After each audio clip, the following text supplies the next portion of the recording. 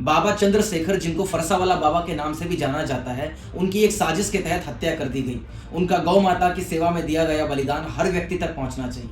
फरसावाले बाबा अपनी गौ सेवा और गौ रक्षा के लिए प्रसिद्ध थे। उन्होंने अपने जीवन काल में हजारों गौवंशों की रक्षा करी जो तस्करी के लिए ले जाई जा रही थी। कितने ही गौ तस्करों को उन्होंने अपने प्रयासों से, अपनी दृढ़ता से असफल कर दिया।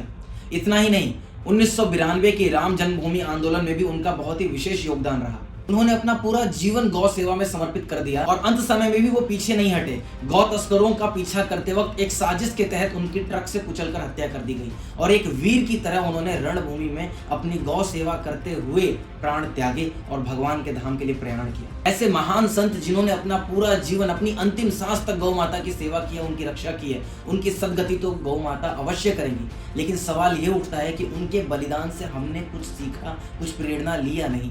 चाहे हम किसी भी संप्रदाय से हों, किसी भी जाति से हों, ऐसे संतों से हमें शिक्षा लेनी चाहिए, प्रेरणा लेनी चाहिए।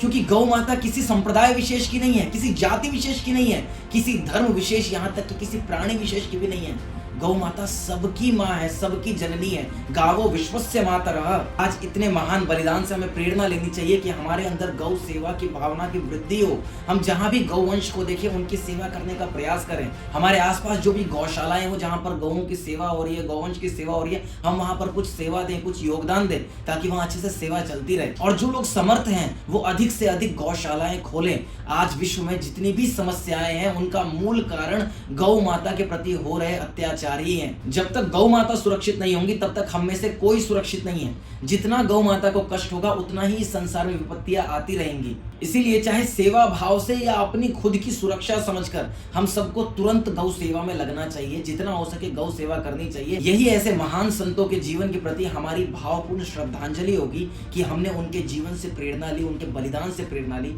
और अपने आप को गौ सेवक बनाया, गौ भक्त बनाया। Thank you very much. Hare Krishna.